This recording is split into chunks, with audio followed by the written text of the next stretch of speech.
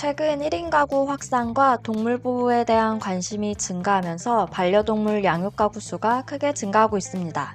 2024년 4월 2일 한국농촌경제연구원이 발표한 보고서에 따르면 국내 반려동물 양육 인구 비율은 2010년 17.4%에서 2020년 27.7%로 증가했으며 2023년 기준 전체 인구 중 30%인 약 1,500만 명에 달하는 것으로 나타났습니다. 또한 2023년 농림축산식품부가 발표한 동물보호에 대한 국민의식조사에 따르면 국내 반려동물 수는 2018년 635만 마리에서 22년 799만 마리로 크게 증가하였습니다. 특히 이번 조사에서는 반려동물 한 마리당 월 평균 양육 비용은 약 15만 원으로 나타났으며 이 중 병원비 비중은 30%가 넘는 것으로 조사됐습니다. 이런 이유로 국내에서도 최근 펫보험에 대한 관심이 커지고 보험 가입률 역시 꾸준히 증가하고 있습니다.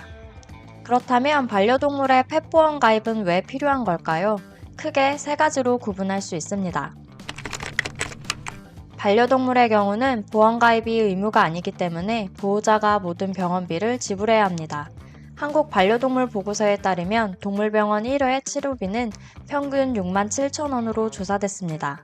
잔병 치레 등의 이유로 병원을 자주 찾게 될 경우 병원비에 대한 부담이 늘어날 수 있습니다.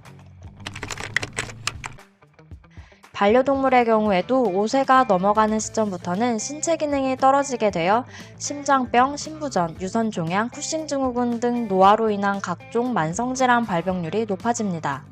예를 들면 심장병을 앓고 있는 경우 매달 약값이 30만 원, 슬개골 탈구 수술 같은 경우 평균 300만 원에 달하는 목돈이 필요합니다. 지나가던 다른 강아지가 내 강아지를 물어서 또는 내 강아지가 사람 또는 다른 강아지를 무는 등 물림사고는 연간 약 2,000건 이상 발생하고 있습니다. 이런 경우에 펫보험에 가입해 있다면 합의금, 상해치료비 등 각종 보상을 청구받을 수 있습니다. 반려동물 수는 증가하고 있지만 우리나라의 펫보험 가입률은 2022년 기준 0.9%로 주요 국가들과 비교해서 높지 않은 수준입니다. 그 이유는 아직까지 보험료 대비 실효성 부족, 진료비 편차와 항목 표준화 부재로 보험사 체계의 불투명성을 들고 있는데요. 정부는 2023년 10월 반려동물 보험 활성화를 위한 반려동물 보험 제도 개선 방안을 발표했습니다. 1. 동물 의료 인프라 구축입니다. 반려동물 등록제도 개선을 위해 생체 인식 정보로 반려동물 등록 허용을 추진합니다. 보험금 청구 목적으로 동물병원 요청 시 진료비 증빙서류 발급 의무화를 추진 예정입니다. 진료 항목 표준화 반영 후 외이염, 중성화 수술, 결막염 등 다빈도 진료 항목 표준화를 이행 및 개선합니다. 보험사와 수의업계 간의 협력 체계를 마련합니다. 2. 원스톱 시스템화를 추진합니다. 동물병원에서 클릭 한 번으로 보험사로 진로 내역 전송 및 보험금 청구가 가능한 원스톱 시스템을 구축합니다. 또한 보험사가 제휴동물병원, 펫샵 등과 연계하여 다양한 반려동물 보험 관련 서비스를 제공합니다. 펫보험의 상품 범위를 확대합니다. 3. 상품 구조 개선과 신규 상품을 개발합니다. 진료 비용부터 암, 심장수술 등 중증 질환까지 다양하게 선택하여 보장받을 수 있도록 상품 구조를 개선하고 보장 범위 등을 간소화하되 보험료를 낮춘 상품을 출시합니다. 또한 소비자에 대해 제공되는 할인 혜택을 증대합니다.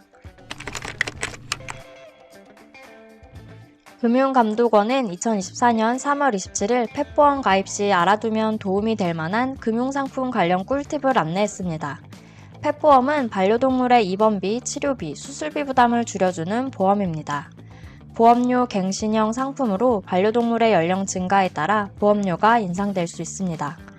펫보험 가입 전 반려동물의 양육 목적, 질병 등에 대해 보험사에 알려야 합니다. 특약에 가입할 경우 반려동물이 타인에게 끼친 손해, 반려동물 사망 위로금 등도 보상합니다. 발치, 스케일링, 미용 중성화, 성대 제거 수술 관련 비용은 보상하지 않습니다.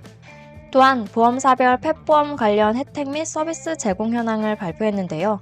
7대 보험사를 살펴보면 동물 등록 시 보험료 할인은 삼성화재, 현대해상이 5% 할인이 되고 메리츠화재, KB손해보험, 하나손해보험이 2% 할인됩니다. 유기견 입양 시 보험료 할인은 현대해상만 가능하고 무사고 갱신 할인은 현대해상, KB손해보험, 롯데손해보험이 할인 가능합니다. 모바일 앱 청구는 현대해상을 제외하고 모두 가능하고 동물병원 대리 청구는 메리츠화재만 가능합니다. 롯데손해보험만이 펫보험 단독 가입이 가능한 1년 갱신 주기이고 다른 보험사들은 모두 임보험 특약으로 3년에서 5년 갱신 주기를 선택할 수 있습니다. 서울시는 2024년 4월부터 한부모 기초수급자 차상위 계층에 한하여 가구당 최대 100만원까지 지원하는 반려동물 의료비 지원책을 시행하고 있습니다.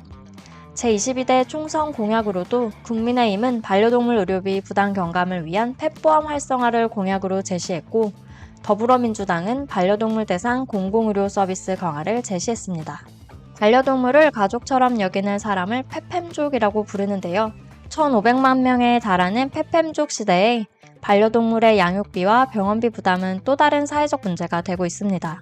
이에 당정은 진료비 부가세 면제 등 공공서비스 확대와 펫보험 활성화를 위한 여러 정책들을 만들어내고 있습니다.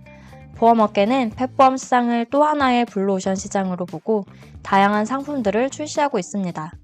플랫폼 업계에서는 2024년 5월 카카오페이가 펫보험 비교 추천 서비스를 선보일 예정이고 하반기에는 네이버페이와 토스가 펫보험 비교 추천 서비스를 출시할 예정입니다. 정부와 보험사 플랫폼 업계가 손잡고 펫보험 시장을 성장시킬 수 있을지가 기대되고 있습니다. 또한 펫팸족 역시 합리적인 펫보험 상품들이 출시되어 목돈 걱정 없이 반려동물과의 동행을 함께할 수 있을지 기대해봅니다.